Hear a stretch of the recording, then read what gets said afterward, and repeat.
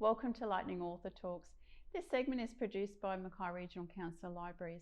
My name is Robin and I'll be your host for this series of chats where we introduce you to the local authors of Mackay, get to meet the author behind the book and find out their inspiration of why they've written their book.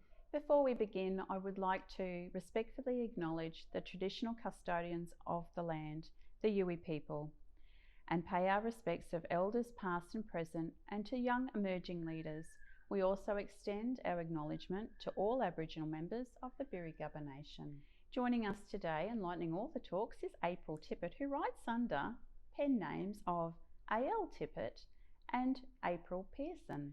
April was born in New Zealand and moved to Hervey Bay when she was 3. In her younger years, she recalls being homeschooled as her family sailed down the east coast of Australia across to New Caledonia, and later returning into Queensland waters and settling into the Pioneer Valley when she was 12. In later years, April's career formed. Her life led into a career as an insurance broker, which she undertook for 7 years before starting her own family. In 2019, April rekindled her passion for writing, shortly after the birth of her second child, seeing it a way of financially contributing to her family whilst grasping the opportunity to change career path.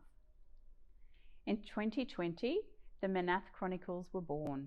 The Manath Chronicles is described as a new urban fantasy, is designed to appeal to an adult reader. Recently published, a children's book called Henry the Horse, A New Home, under the pseudonym of April Pearson.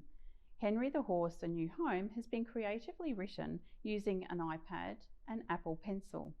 April finds writing under the pseudonym helpful for audience to disseminate between vastly different genres and to market appropriately, as her fantasy is intended not for younger readers. April, welcome to Lightning Author Talks. It's a pleasure to have you here today. Thank you so much for having me. Now, as we begin, would you please take us on the journey of how this idea started and why you felt that this idea would flourish as in writing a book? Well, I guess way back when, in primary school, I loved writing stories. I loved creating new worlds and new characters that felt like friends to me. As I grew up, real world comes into play. You think being an author is not a real job. You have to get, something that's going to pay money, put food on the table. So that's why I went into insurance broking. When I had my second child, I was feeling a loss of identity as a mother, missing who I used to be. And I did some soul searching and remembered how much I loved writing and creating stories. So I basically wrote what I wanted to read. You should do more market research, etc. But this is a passion project of mine, and I think so far readers are enjoying it as well. I would lay in bed at night, unable to go to sleep, and come up with these little stories, and I just started with one scene of a girl in a cave captured by a dragon, and then the entire story just blew up from there. Okay, that's really interesting to hear that you've actually grasped the idea of what you wanted to read and not being able to find that in a book already, and taking that idea and then creating it into something so wonderful as you've got here today. Well done. Did you ever think it was going to take you this far? Yes and no. I have tried very hard not to put myself down, I suppose, and to understand the realities that I'm not likely to become a best-selling author in my first book, but to also strive for that higher ideal and to not believe that I won't get there. So I suppose I expected to get this far because I put the work into it. With the 3 books together as the Chronicles, how far do you think that it would go? Once the trilogy is complete, I'm going to sit down and consider whether I write a spin-off series that stays within that same world, that would still fall under the Manath Chronicles but with different characters, or whether I try something else, tell a different story for the time being, and return to the Chronicles at a later date. Okay. Please share with us a little bit about the story. It starts off with a girl being captured in the cave by a dragon. So she's actually out hunting for some time out away from her job. So she's a tracker for the MRO, or the Mythic Relations Office in Mandar, and she basically needs to get away from the real world and have a break. When she goes to sleep that night by herself in the woods, she unexpectedly joins minds with the dragon, who everybody believes is extinct. Everybody believes dragons are gone from the world, and he realizes she's inside his mind, and he obviously doesn't like that. He comes and collects her to interrogate her and find out why she had entered his mind without invitation. A lot of mystery in there by the sound of it. It is a new developing genre too. It is amazing to see further books in that type of genre. I'm not saying specifically in your genre, but the type of genre that you have styled your book around too. Yeah, I really love the urban fantasy genre, where they combine magic and technology in the story, where it coexists in the same world. Fantastic. What's the favourite place that you enjoy writing? Where do all those ideas come? Well, the most common place that I write is tucked into the dining room table, and trying to ignore the children. So you don't mind a noisy environment? Well, I purchased noise cancelling headphones. Oh, right. Cancel out the children. Here you are, kids. Here's some food and some toys, and good luck. Mummy's just over here if you need her. But I do enjoy every now and then. If I can get a babysitter, I do actually go to the library and have my headphones on and sit in a booth, and I quite enjoy writing there. Yes, and the ideas don't stop coming, I guess. No. Can you please explain the publishing experience that you've gone through with your first two books? Actually, we've focused a little bit about the adult the adult book here. We also have the junior book. Whether those processes were different, and whether the experience was different as well. Similar. So I have self-published both of them. I created my own publishing name to put it under, which is Firefly Books, just to give it that more professional feel. But it was a very similar process in that I had to purchase, ISBN and barcodes for both of them. I had to source and find an editor and a formatter and what have you. The difference being Dragon's Mind was printed in Melbourne, as that was the most cost-effective place in Australia to get it printed, and I did want to stay with the printing in Australia as much as I could. Henry the Horse, I did actually go with a local printer, which was really lovely to support another business. Okay, very good. And I guess being adult versus junior book, it probably would create a different experience along the way. Did you find one was more easier than the other to produce?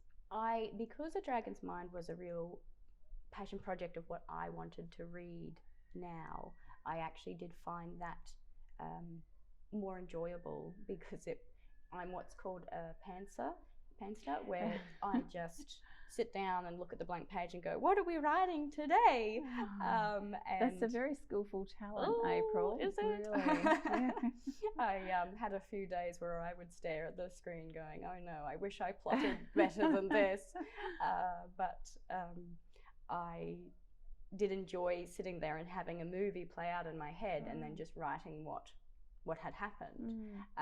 However, Henry the Horse for me was, when I was a little girl, I was always so frustrated by the fact that all the horse books, the horses were not anatomically correct. It really upset me that their back legs would be facing forward with forward-facing knees, and I was just like, why can't these people get it right?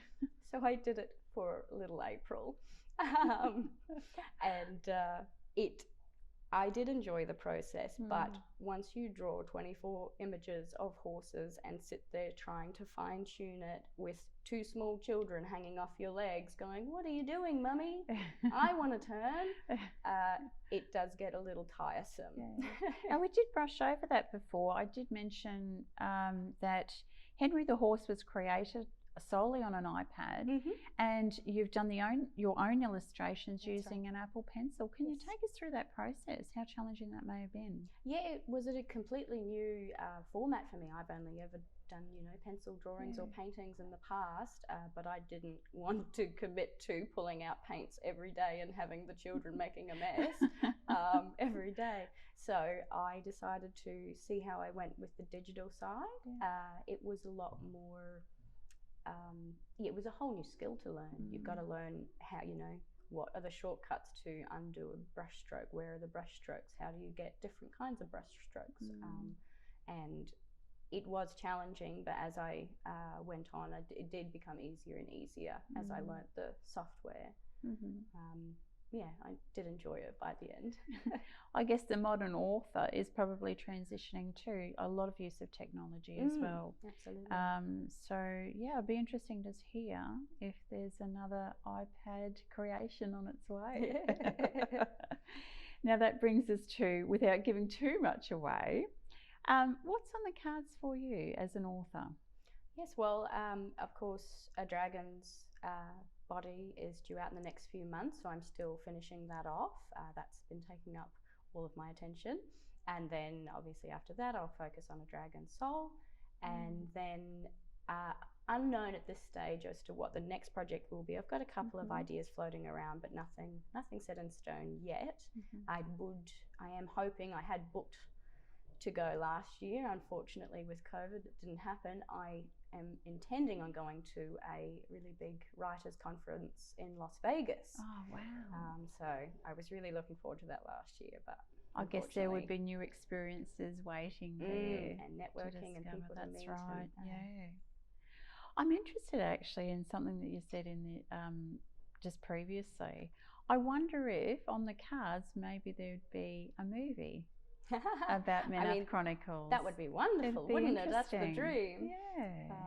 And everybody loves a story with a dragon in it, don't they? Yeah, they do. But I guess we'll have to wait and see. Only the best have dragons. I agree. Now, if there was a book to be written about you, what would the title be? As a guess, the next chapter, A Coffee Drinker's Guide to Writing with Screaming Children. I think that one might prove popular. There's probably many a manuscript that's actually been placed in bottom drawers thinking, I'll wait till the children are older. Yes. Or I haven't had enough coffee just yet. That's right. If there was one message that you'd like to leave listeners with, what would that be? I guess there are 2 things I would like to say. If you read a book by an author that you really enjoy, it's such a pleasurable thing for an author to receive feedback, whether that's a review or a message or anything like that. And the other thing I'd like to say is, if you're an aspiring author, don't wait for it to be perfect. Done is better than perfect. You can edit a page that you've written, but you can't edit nothing. That's really good advice, actually. I guess, we do hold ourselves back a little bit, waiting. And I mean, today's world focuses on the perfectness of everything. Everything happens when we want it to happen, the way that we want it to happen. And I think that's really great advice, April, not waiting until it is perfect, because you could be waiting forever. Yep. Yeah, exactly. Yeah. April, thank you so much for joining us on Lightning Author Talks today. It's been an absolute pleasure to have you come and share your journey as an author. We really appreciate it. Thank you. Thank you so much for having me, Robin, and thank you everybody for listening. Viewers, if you've enjoyed this segment with April Tippett, we ask you to tune in to other Lightning Author Talks to meet other great authors. Until next time, happy reading.